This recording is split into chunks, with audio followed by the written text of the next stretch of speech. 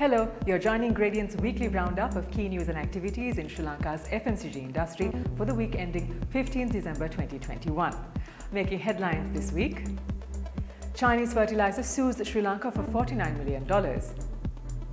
Green Agriculture Operative Centre set up.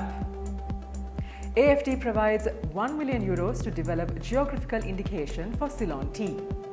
1,750 hectares of Mahaweli land for commercial agriculture. We will also look at the movement of key FMCG industry statistics and indicators and wrap up with notable corporate developments that made it across to our news desk. In our top story this week, Global Times reports that a Chinese ship loaded with 20,000 tons of fertiliser from Seawind Biotech meant for exports to Sri Lanka is on its way back after failing to reach any constructive agreement with the Sri Lankan government. Sources say the ship was to arrive in Singapore, where the company has launched an international arbitration procedure to settle a growing dispute over a fertiliser export contract to Sri Lanka. Another arbitration procedure is to take place in Colombo soon, which together with the contract to be arbitrated in Singapore is worth $49.7 million. The dispute, which started in early November, centered on Sri Lankan officials rejecting Chinese fertilizers, citing what Chinese sources call shady claims of quality issues. On a related note, the Planters Association said prices of fertilizer had significantly increased during the time of the ban, creating additional financial pressure for the regional plantation companies. It noted that the price of synthetic fertilizer used for tea cultivation has increased from around 1,500 to 6,000 rupees per kilo. The government decided to provide 1,750 hectares in the Mahaweli areas for commercial agriculture ventures on a long-term lease. The objective of this move is to encourage the cultivation of essential food crops in the country and minimize foreign exchange outflows on food. The government said one of the aims of the Saubhagya National Food Production Promotion Policy is to increase milk production and local production of animal feed. President Gotabaya Rajapaksa has decided to establish a Green Agriculture Operative Centre to systematically and sustainably fulfill the priorities identified to make Sri Lanka a green country.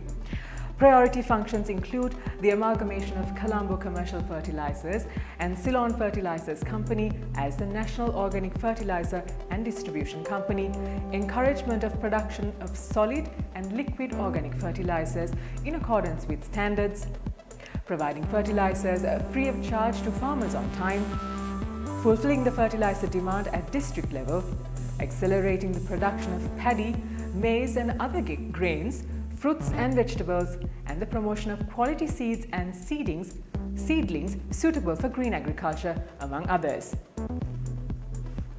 The French Development Agency signed an agreement worth €1 million with the Sri Lanka Tea Board and French Agriculture Research Centre for Development to develop a geographical indication for Ceylon tea. As per Lanka Business Online, the creation of a GI for Ceylon tea will aim at promoting quality products, protecting traditional know-how it is based upon, enhancing its commercial value and recognition in international markets. This 4-year grant provides technical assistance to establish GI and the relevant certification systems for Ceylon tea. Now let's take a look at the movement of key industry statistics and indicators. Advocata's Bath Curry indicator rose 13.5% in November over October as the maximum retail prices on many essential items were relaxed. It noted that the November price of a basket of commonly consumed food items recorded the highest retail prices since 2019. Since 2019, prices have increased by 44%, meaning that a family which spent 960 rupees a week on the BCI basket of food items in November 2019 now has to pay 1,390 rupees for the same. Tomatoes, beans and green chili prices rose the most in the month. According to the Household Income and Expenditure Survey for 2019 released in December 2021, the share of household expenditure spent on food in 2019 was flat at 35% from 2016 levels. However, this masks a significant variation across the three socio-economic classes. While urban households' share of food expenditure amounted to only 28% of total spend, rural households' share was 37%, with estate households' food bill making up a staggering 51% of their total home spend. LMD Nielsen's Consumer Confidence Index remained at 31 in November.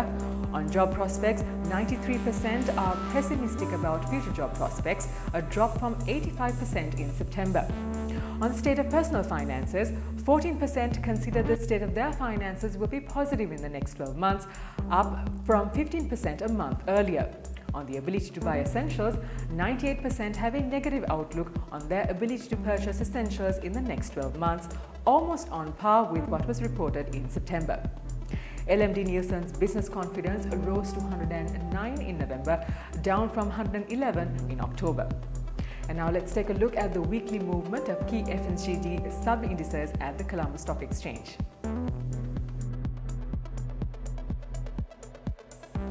Here's how the rupee performed against the dollar this week.